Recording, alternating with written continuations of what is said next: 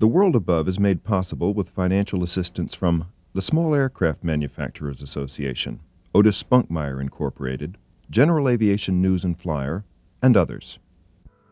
There is a world that most people will never experience, although it covers the entire globe from the Earth's surface up past 3 miles high. Although this world is the natural domain of God's airborne creatures, it has become a second home to a new breed of human, piloting self-constructed craft among the wind and weather in the same tradition as the first aviators. I'm Gina Yeager. Join us now as we fly with those who build their own personal aircraft and journey with them from the ground below to the world above.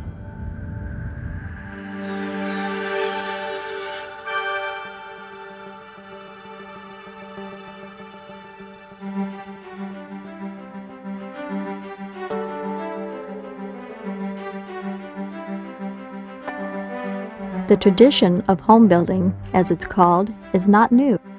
Perhaps the most celebrated home builders are those two bicycle mechanics from Ohio, Orville and Wilbur Wright. With nothing more than some common materials, a few successful glider designs, and some persistence, they not only launched their famous Wright Flyer, but the entire U.S. aviation industry as we know it. In just 30 years, aviation's state-of-the-art exploded from the ultra-basic Wright Flyer to revolutionary designs from Donald Douglas, the Lockheed brothers, Bill Taylor, Lloyd Stearman, and many others, and it became commonplace for the average American to fly. In the last decade or so, there's been another explosion of which most people are completely unaware, for it is the beginning of a new era in personal aviation, made possible by the recent proliferation of kit aircraft. Not long ago, the number of commercially available kit aircraft designs could be counted on the fingers of two hands. Today, there are close to 500 designs from almost 200 manufacturers, running the gamut from the low and slow backyard flyer to the serious cross-country speedsters. In fact, the world speed record for a 4-seat piston-powered airplane is currently held by a kit airplane, cruising in excess of 350 miles per hour. There are many reasons for the recent popularity of these kit planes among aviators, but perhaps the most telling is the slow demise of the production light plane in the United States. Factory production of the piston-engine light plane peaked in 1979 with over 17,000 aircraft produced. In 1992, fewer than 700 single-engine piston aircraft were manufactured in the United States. The average sticker price was well in excess of $150,000. Even companies like Beech, Cessna, and Piper, whose names are synonymous with entry-level light aircraft, have all but dropped out of simple airplane production in the recent past, citing product liability as the major obstacle in continuation. With few affordable new airplanes, the remaining fleet becomes ever older and smaller, providing an increasing challenge to those individuals who aspire to fly. That challenge is answered in the form of kit aircraft, assembled, tested, and flown by the builder pilot. Beginning at about the same price as a mid-level Japanese car and about 800 hours of build time, a pilot can choose from an increasing variety of personal light aircraft. Fully inspected by the FAA and licensed in the experimental category, these aircraft are prohibited from engaging in commercial operations or carrying passengers for hire. But for the majority of pilots looking for personal transportation and recreation, these kits are fast becoming the solution of choice for the ever-increasing cost of aviation. In the early 30s, and even to some extent 60 years later, the Piper Cub was considered to be the airplane that taught America to fly. Cheap to own and operate, Cubs taught the basics of flight to anyone with $5 for an hour of dual instruction. A simple steel tube and fabric airplane, the Cub was ideal for teaching the fine art of flying a taildragger. As they become older and dearer, fewer and fewer pilots are flying in Cubs, but there's no shortage of replacements if you're willing to spend some time putting one together. The Avid Flyer and Skystar Kit Fox are two of the most popular designs, and their similarity is not accidental. They both trace their origins to a single design of Dean Wilson in 1983, and have since evolved into two different lines of aircraft kits, manufactured by two competing companies. Always eager to outdo the competition, Avid and SkyStar offer the builder many variations on Dean Wilson's original theme. Well, back in 1983, Dean Wilson set out to create an ultralight, really. He worked on the design. He was insistent that the airplane be built using real airplane technology, welded steel tube, spars that would last. He wanted an airplane that would really work. He got the airplane finished and ended up with some good news and bad news. The good news was it was a really good airplane, very durable, worked really well. Bad news was it was a little too heavy to be an ultralight.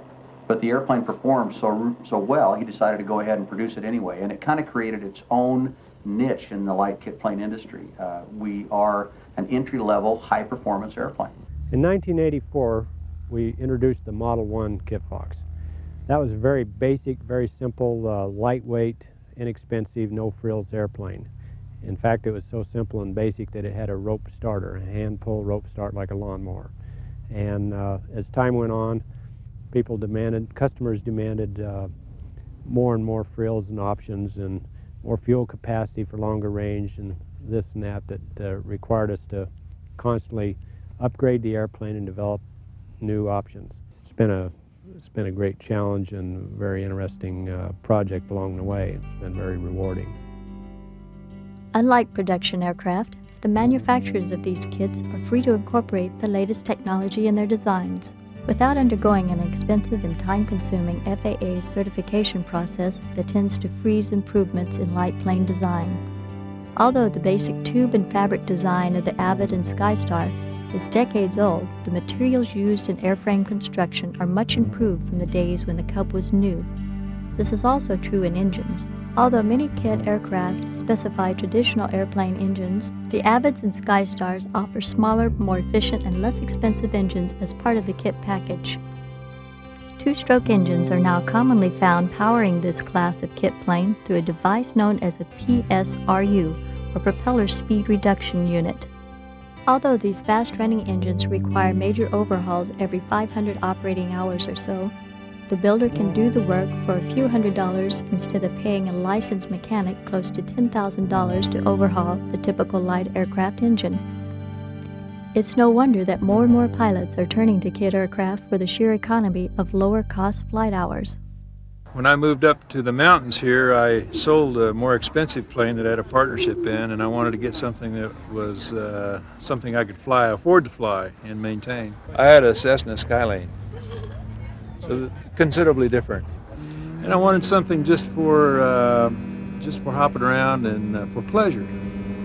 So I ran across the Avid and met Charlie Durago, and my partner and I talked with him, and we decided to go this route. So it'll be a year ago, the beginning of this next month, that we got the box up to my garage and opened it up and began building. And we still got a few little things to do to it. Well, I'm looking forward to taking off at 25 and landing at 25 and 30 and, and enjoying the air up there. We're excited about the STOL capability, to be able to fly over the foothills here and fly slow and enjoy. Well, for me at this time of my life, I think it's a move up. I can afford to take care of this one. One especially prolific airframe manufacturer, Rand's Aircraft, provides 9 different models, all based on this new small aircraft engine technology. Rand's aircraft models include the ultralight-based Airrail series, utilitarian Coyote and Courier, the Chaos and Sakota sport planes, and the futuristic Pursuit. These airplanes use a variety of construction methods, drawing from whatever technology is most appropriate for the structure and design goal. Computer-assisted design and engineering, or CAD/CAE, is used extensively in all models, and component interchangeability between aircraft is very high. As most kit plane manufacturers produce 1 or maybe 2 different designs, Rand's is unusual in the sheer number of models offered. Rand's president, Randy Schlitter, likens his manufacturing philosophy to cooking Mexican food, where the base ingredients of tortillas, beans, lettuce, salsa, cheese, meats, and vegetables end up in a wide variety of menu choices. Recognizing the certified aircraft engine as one of the most thoroughly tested devices known to man, most kit plane manufacturers choose to mate their high-tech airframes to widely available but expensive aircraft power plants. Not constrained by the limitations of a certificated airframe design, these manufacturers squeeze the utmost in aircraft performance from 50-year-old engine technology. Some good examples of how modern airframes can breathe new life from old engine designs are the KISS from Tri-R Technology, the Glass Air from Stoddard Hamilton, and the Lancer from Nikko Aviation. Using the same engine that powers these two-seat trainers, the KISS composite sport plane cruises at least 50 miles per hour faster and climbs 500 feet per minute higher while carrying a greater load. In terms of fuel efficiency, the KISS will get 31 miles to the gallon compared to the trainer's 21 miles per gallon using the same Lycoming O235 power plant. Equipped with the new Continental IO240, cruise speeds have approached 190 miles per hour. The keys to this efficiency are getting the most from the airframe's aerodynamics and building from the lightest and strongest material available. Composite materials pre-impregnated with epoxy resins are laid up over foam cores, vacuum-bagged and oven-cured to produce the high-strength, lightweight components for the KISS airframe. This replaces the more traditional method of building an airframe from aluminum skins, spars, stringers, and bulkheads. Composite airframe sections are then bonded together, providing a remarkably rigid and crash-worthy structure. Well, I originally got interested in flying from a first flight. A friend took me up, and I was immediately hooked on flying from that point on. Well, the three of us purchased the kit, and then we immediately split it up. So I have the fuselage here in my garage. I've been working on it for the past several months. And John, one of the other partners, has the wing in his garage because we needed a 25-foot space to build that. And the third partner, Ian, has been putting together the ailerons and flaps and the tail section in his garage. So this plane will allow us to kind of reach out on weekends to places that are 300, 400, 500 miles away that we normally wouldn't be able to drive to. We can now fly to them in a couple of hours. So that's going to be a real plus. The Glass Air line of kits from Stoddard Hamilton Aircraft are built in a similar fashion, but prefer a wet layup method using vinyl ester resin in their airframe components instead.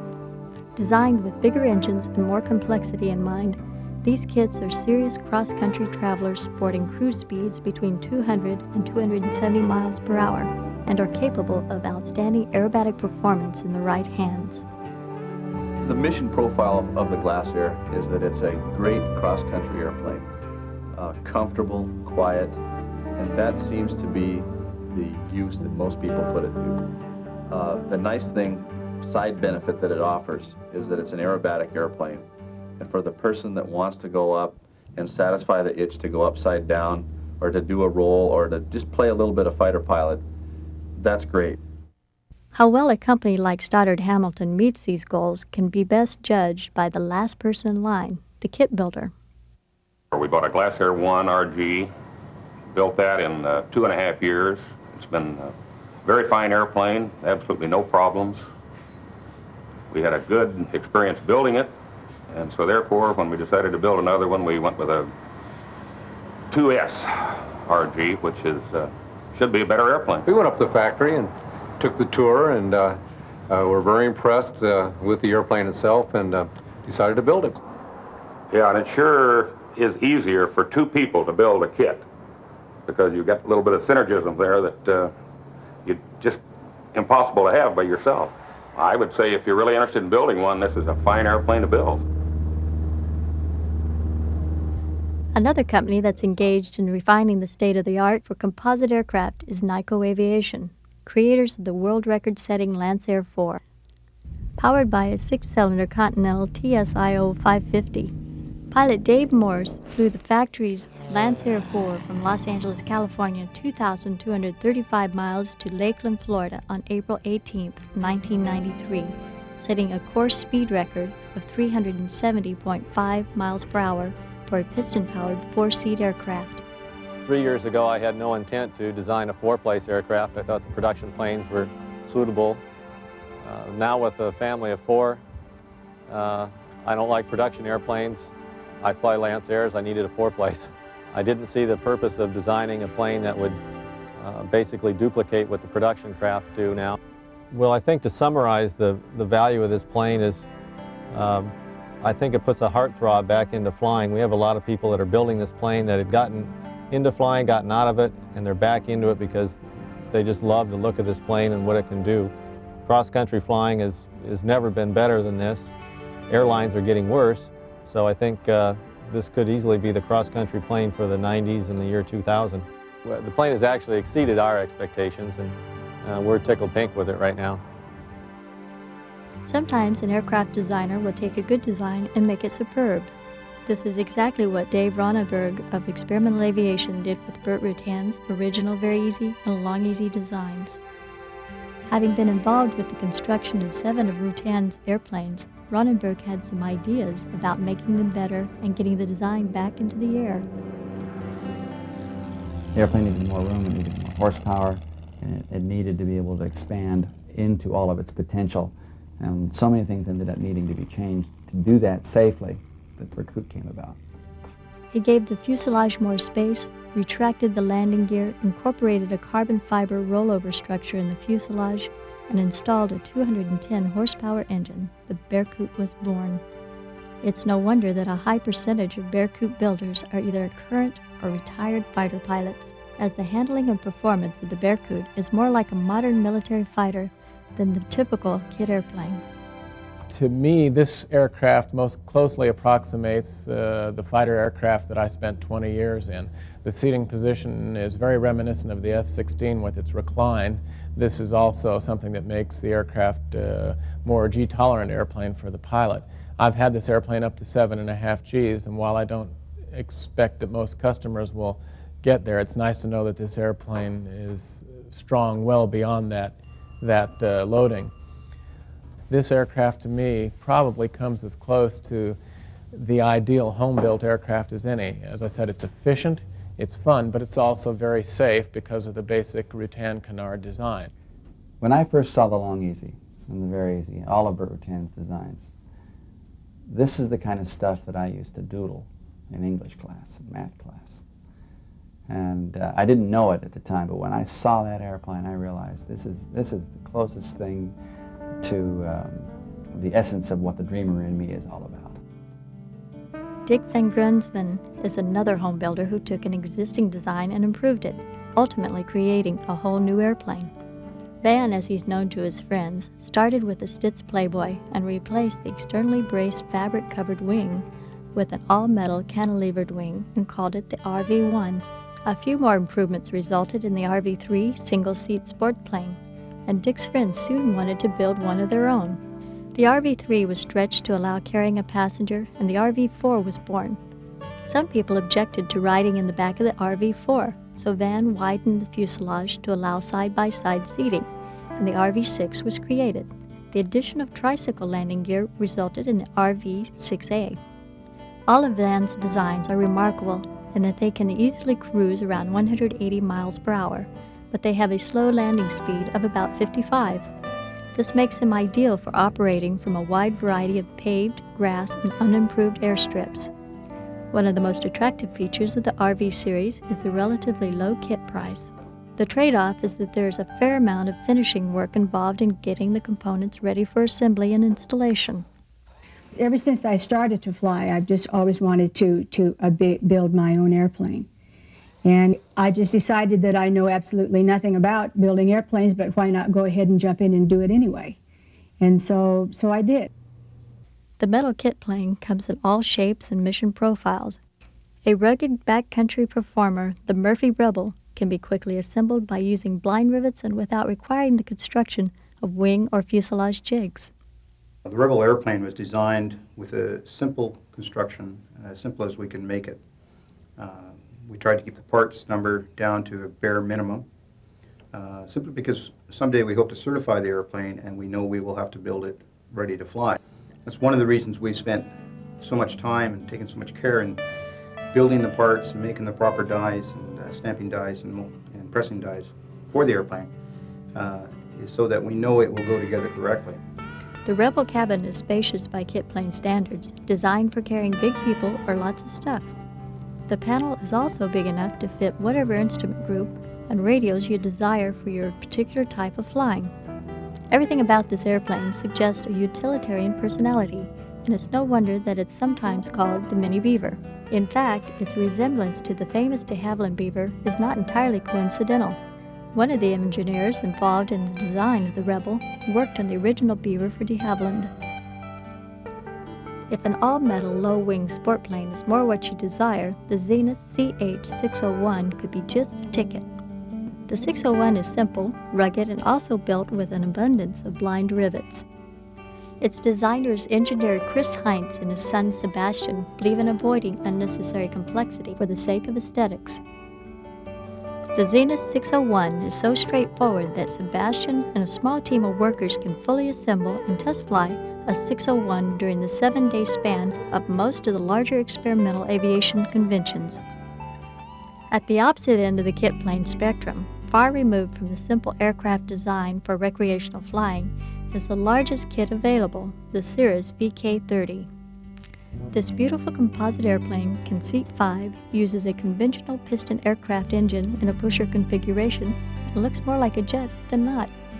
Some builders have even opted to install a small turboprop engine for even higher performance. With cruise speeds around 300 miles per hour at altitude, the Cirrus VK-30 fits the role of a serious cross-country corporate traveling machine. With an estimated build time of about 3,000 hours, the VK-30 requires a hefty commitment of time and financial resources to bring to the flight line. A builder could easily invest close to $100,000 in the completion of a Cirrus project. But when finished, this exceptional airplane will be worth about twice the amount invested and will reward the pilot in ways incalculable in monetary value. Call it ramp appeal if you like, but the VK-30 simply looks like no other kit plane available and currently represents the upper end of kit airplane evolution. Never before in aviation history has there been such a wide selection of aircraft available for the builder pilot. There are many ways to learn to fly, from full-time university programs tailored to those seeking an airline career, to local airport flying clubs geared toward those who want to earn the basic private license in their spare time. For part-time flyers, it takes about a year of flying once a week at an average cost of about $3,500 to earn a private pilot's license that will allow fair weather flying for pleasure or business. The prospective pilot must be in good health, have average coordination and eyesight, and always fly within their ability and training to enjoy the benefits of personal flying.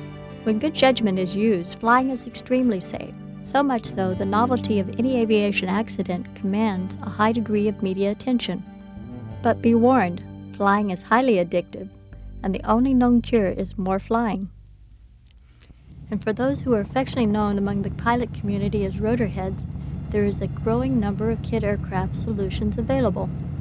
Currently, the most successful is the Rotorway Exec 90, a two-seat helicopter that can be fully assembled in as little as 250 hours. The major sub-assemblies, such as the main rotor and engine, are pre-assembled at the factory, relieving the builder of most of the precision fabrication work. Learning to fly a helicopter has been described as somewhat akin to standing barefoot on a greased beach ball. It demands a fine, delicate touch and a good feel for the helicopter's flight characteristics. Rotorway not only offers complete helicopter flight training for Exec 90 builders, but a companion maintenance course designed to ensure the builder has the ability to keep his or her helicopter in peak working condition. At about $50,000, the Exec 90 kit is not exactly cheap, but it comes with just about everything needed to fly, including engine, and is less than half the cost of the nearest new production helicopter. Rotorway estimates that the Exec 90 can be flown for roughly $30 per flight hour, including fuel. With such low operating costs, it's no wonder that so many pilots are looking at kit aircraft to fill their aviation needs. FAA registration shows more than 17,000 kit aircraft either flying or under construction in the United States alone. And since these aircraft are free to exploit the latest in technological advances in power plant and airframe design, They represent the cutting edge in aerial transportation efficiency. It's not unusual for some of these designs to achieve better than 36 miles to the gallon of avgas, unheard of for any production light plane.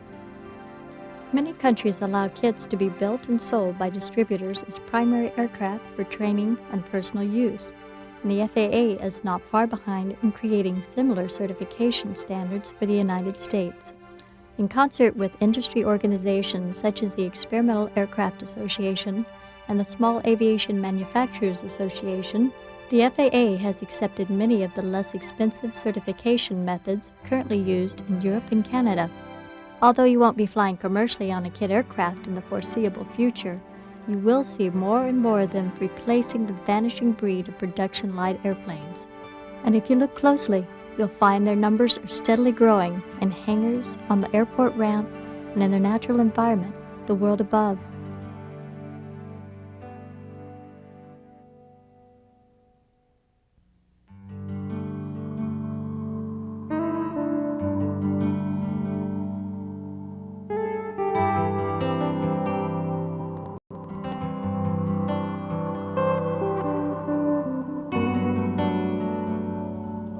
A VHS copy of this program is available for $15.95.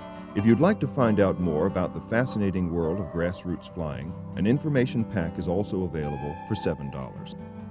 Financial assistance from the Small Aircraft Manufacturers Association, creating a wide range of today's personal aircraft. Otis Spunkmeyer Incorporated. General Aviation News and Flyer. And others.